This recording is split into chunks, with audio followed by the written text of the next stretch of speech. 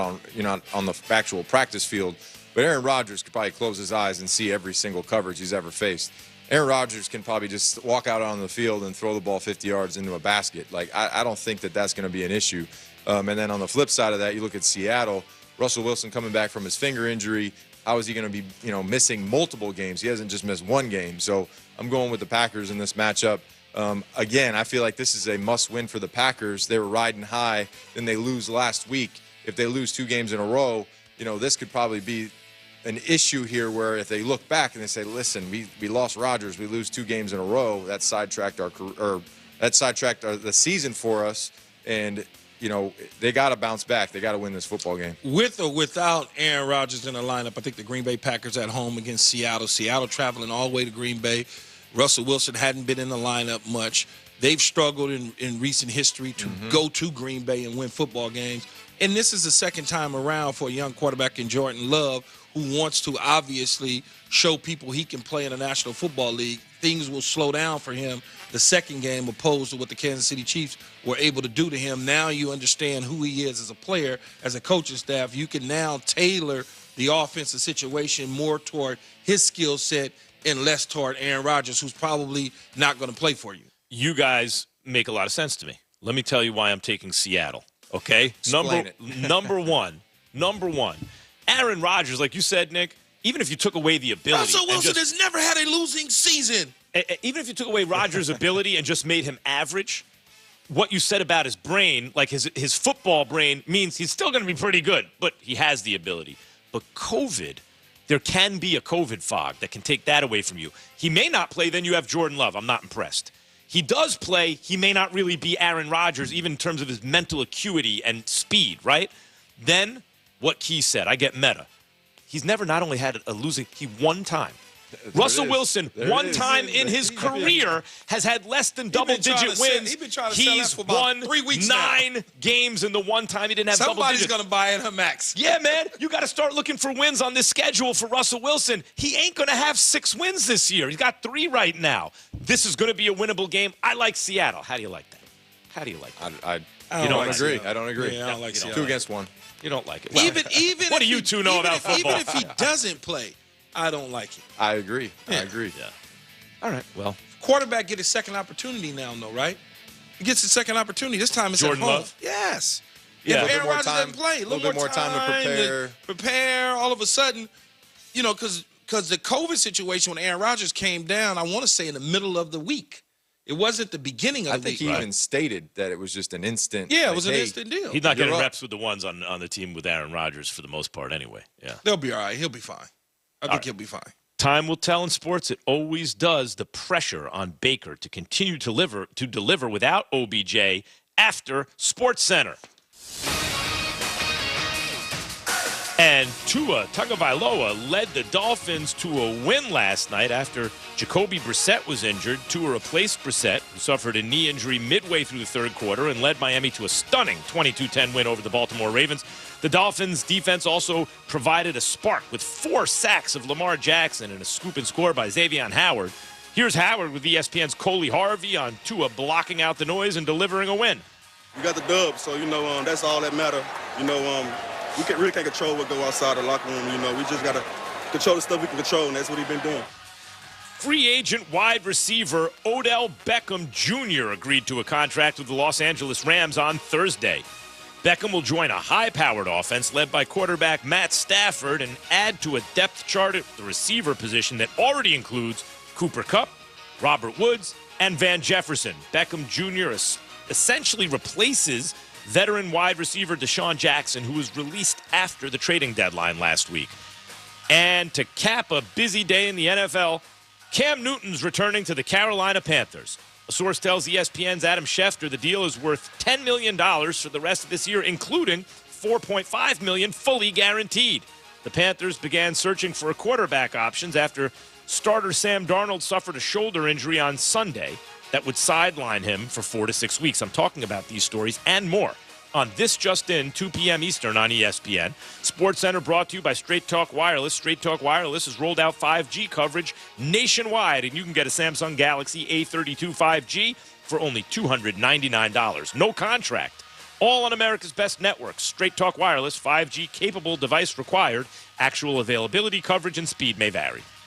Breaking news from the NFL. Wideout Odell Beckham Jr. agrees to sign with the Los Angeles Rams. The rest of the league and the NFC West need to watch out because this could be a team that's going to position themselves for a Super Bowl chase.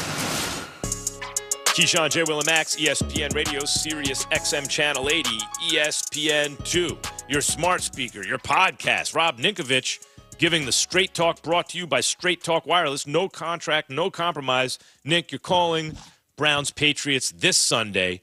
What are you most looking forward to in this matchup? Well, I mean, I think Cleveland right now, they're going to be playing a little bit handcuffed. They're not full strength in the running back position. You're going into Gillette. You know that they're going to try and make you play one-handed. And how's that going to play out? Well, stop the run, have longer down and distances. If you win on first down and second and third down are longer, and we know that Baker isn't really great at throwing the football on 3rd and 10. So how do the Cleveland Browns perform? Well, running the football, shorter down and distances, play action pass. That's the recipe. So the Patriots, I'm sure they're going to come up with a game plan to have them in longer down and distances. That's how you beat the Browns. How much pressure is on Baker Mayfield, Rob, now that OBJ is with Matthew Stafford in Los Angeles, and essentially the team is Baker's? There's no more pulling tug. Yeah, I mean, I think there's a lot of pressure on. I think there's been pressure on him all season. He's trying to play for a contract extension. Anytime you're trying to play to be the guy, there's still question marks. If you were going to pay a guy $40 million or $35 million a year, there you go. See, doesn't that hurt a little bit to say? I think you want a quarterback that can throw the football from the pocket with accuracy, and you don't have to rely on the running game. I've been saying it from day one. I want to see more throws from the pocket. You think of any great quarterback, Aaron Rodgers, Tom Brady, Peyton Manning. You throw the ball. Yeah, you're warming up because you see them contract figures. They throw from the pocket. And if you show a defense too early, what do? They make you pay for it. And I understand this. The league now is all about the quarterback, and guys are getting overpaid because even if you're average, teams feel like they need to lock you in for a long time. But I also think on the flip side of it, if you have a roster that is built with a lot of talented people and a great offensive line with great running backs, we saw that with the backup quarterback coming in for the Browns, you can still win football games. So do you tie up all that money for a quarterback that we don't know yet? In the future, we're going to find out, can he be the long-term solution for a team that's really stacked right now? I guess when you look at it, though, Rob, right, if Baker Mayfield was on the free agent market after this season, how many teams would want to line up to give him $40 million? Probably none. Exactly. Probably It's none. so complicated for Baker right now because as you guys are talking, it occurs to me, Baker without OBJ last year kind of balled, right? Now OBJ comes back, and it's like, well, he could claim, you could correlate and say, well, Odell was the problem. Now he's gone. Okay, Baker, but what's happened since then? He's got hurt. His performance went down, and Case Keenum stepped in and did fine, just like he did with Stefanski as his quarterback's coach in Minnesota. So now there's no Odell, and you're banged up, and you got pressure from your backup with money on the line. I don't know if anyone has more on the line than Baker this year. Well, what I would say about last year, Baker Mayfield, Rob, chime in here with me, is that he did ball, but it was a different type of ball. Yeah. They didn't win because of him. They didn't win with him. He won with him as a quarterback spot. And much like you said, Case Keenum 2 weeks ago came in, delivered the goods, very pedestrian numbers, but they was able to win the football game with Case Keenum. And I think they look at Baker Mayfield the same. They just drafted him #1 overall. And so when you draft a guy #1 overall and he's gotten you to the playoffs and things of that, and the market shifts, then all of a sudden you are faced with something that says, well, we got to pay this dude $40 plus million. The problem is if you do commit, that affects the rest of your roster. You look at Seattle, right? Back when Russell Wilson was a young player and he was on his rookie contract, they were loaded everywhere defensively. The second they had to pay Russell, they had to let go of everybody on defense. They had to build around your star quarterback. And offensive line. Exactly. So they basically had to completely change their roster because of the money that was distributed to the quarterback. Baker, the second he gets paid, if he's $30 million a year, like Are they going to be able to Try this. That's still low, right. though. Yeah, it's low now. That's low. Try but, this. I mean, I just can't. I can't swallow that. Hold pill. on, Nick. Try this. Key. Try this one. Nick Chubb, Kareem Hunt, not in. Baker ailing. If Baker takes a shot that puts it over the top, and he has to go out, and now you get Case Keenum back.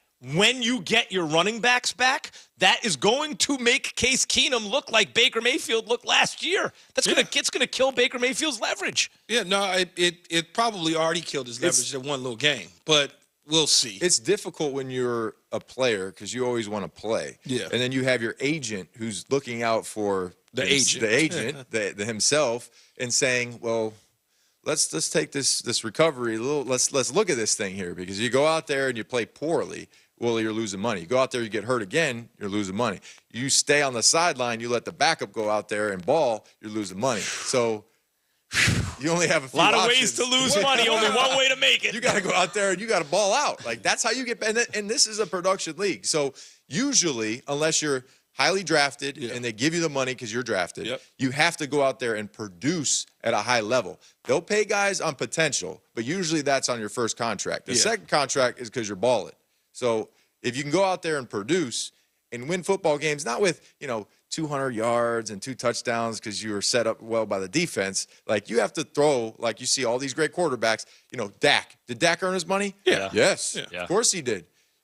Rodgers, does he earn his money? Yeah. Yes. He makes his team what they are. So you have to be, if you're going to get paid that much money, you basically have to be the guy. You got to be balling. Is Mac Jones the guy? He's a rookie, so not yet. But I think that, and I listen to a lot of people. Even the OBJ stuff, like, oh, they got an below average quarterback.